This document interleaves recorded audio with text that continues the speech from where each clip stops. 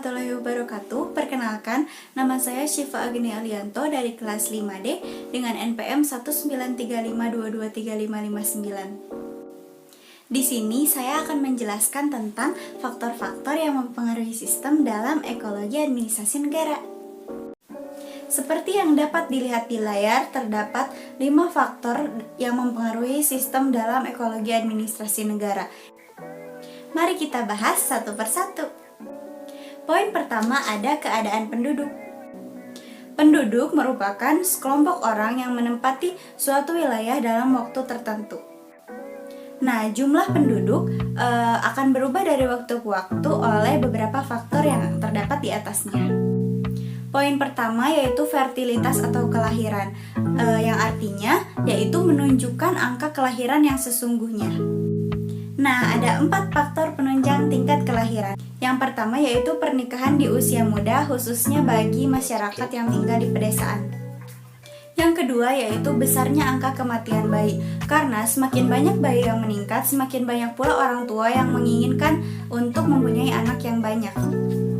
Yang ketiga yaitu penilaian tinggi terhadap anak, seperti penerus keturunan, sumber tenaga kerja, dan juga pembawa rezeki.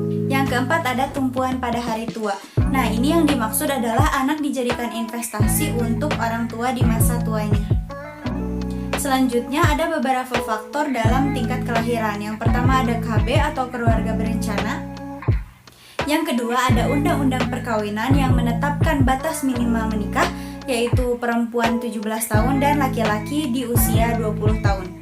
Yang ketiga yaitu penundaan usia pernikahan dikarenakan bekerja atau sekolah.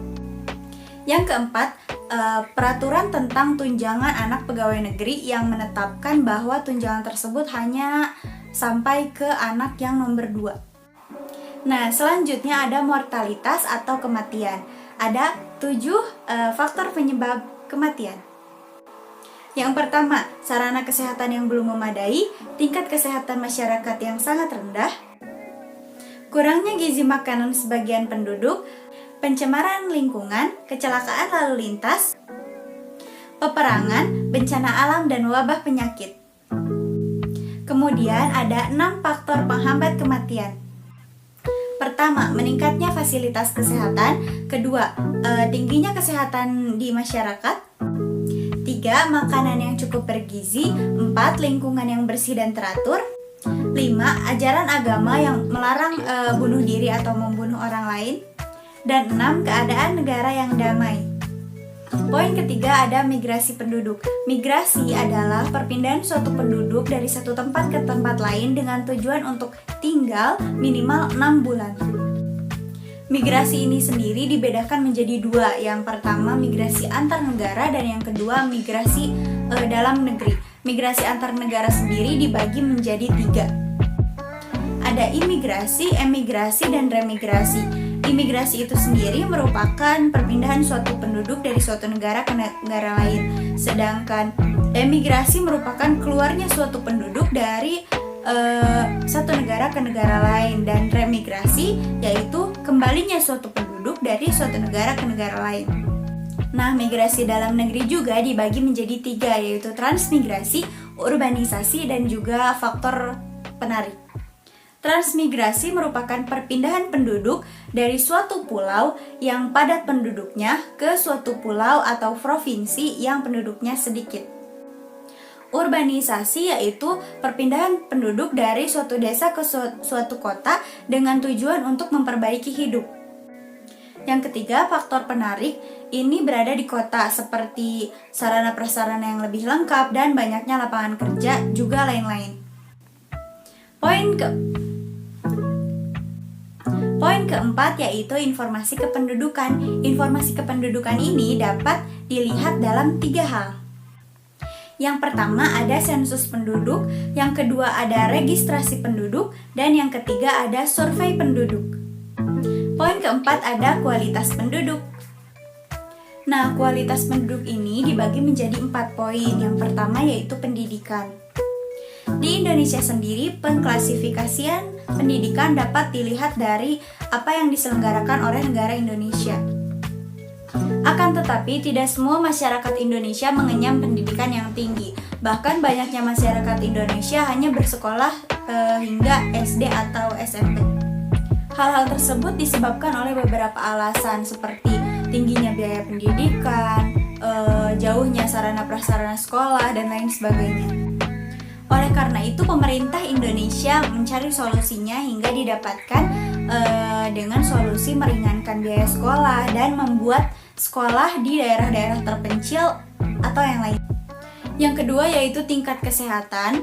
Hal ini disebabkan oleh kurangnya pemberian vitamin dan gizi, terbatasnya ketersediaan benda-benda medis, dan sebagainya. Poin ketiga yaitu tingkat pendapatan per kapita.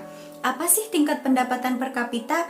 Nah, tingkat pendapatan per kapita itu merupakan penghasilan rata-rata suatu penduduk dalam 1 tahun dan dalam suatu wilayah. Poin keempat yaitu mata pencarian. Semakin banyak penduduk yang mempunyai mata pencarian yang tetap, maka semakin bagus pula kualitas penduduknya. Selanjutnya, faktor yang kedua ada struktur sosial. Struktur sosial atau social class dan kelas sosial atau social class merupakan bentuk kelompok dalam masyarakat seperti yang sudah tercantum keluarga, sekte atau agama, dan partai politik. Poin yang ketiga ada sistem ekonomi. Sistem ekonomi ini dibagi menjadi 2, yaitu pengaruh langsung dan pengaruh tidak langsung. Nah, pengaruh langsung ini dibagi lagi menjadi 3. Yang pertama yaitu konsep komoditi, yang kedua yaitu konsep kebebasan memilih, dan yang ketiga yaitu konsep kebebasan kontrak. Poin kedua yaitu pengaruh tidak langsung. Ekonomi semakin berkembang dengan titik berat kegiatan para industri. Nah, hal ini memerlukan pengetahuan atau campur tangan administrasi negara. Campur tangan tersebut berupa pengawasan proses industri untuk keselamatan para pekerja atau pegawai. Poin yang keempat ada ideologi negara. Ideologi merupakan pandangan, keyakinan, atau kepercayaan, dan administrasi negara merupakan pelaksanaan kebijakan. Negara Indonesia sendiri ini memiliki ideologi Pancasila. Semua agama di Indonesia ini dinaungi oleh Departemen Agama yang dilengkapi dengan seperangkat administrasi negara. Hal ini mencerminkan sila ketuhanan yang Maha Esa. Poin kelima atau terakhir ada sistem politik. Ahli-ahli politik atau ilmuwan politik, political science, memusatkan perhatian pada demokrasi dan totalitarisme. Ada kesamaan paham antara political science bahwa administrasi negara disubordinasikan kepada penguasa politik. Ada pihak yang memberikan dasar-dasar pembenaran bagi paham demokrasi dan menyerang paham totaliter. Tetapi sebaliknya, ada pula yang memberikan dasar-dasar pemahaman bagi paham totaliter dan menyerang paham demokrasi. Namun, perlu dicatat bahwa pembela paham demokrasi dan paham totaliter itu sama-sama berpendapat bahwa administrasi negara merupakan alat perlengkapan yang berada di bawah pengawasan organ politik yang sedang berkuasa. Oke, hanya itu saja yang saya ketahui dan dapat saya sampaikan mengenai 5 faktor yang mempengaruhi sistem dalam ekologi administrasi negara. Baik, saya Syifa Agnia Alianto mohon undur diri. Semoga dapat diterima dan mohon maaf apabila ada kesalahan. Wabillahi taufiq wal hidayah. Wassalamualaikum warahmatullahi wabarakatuh.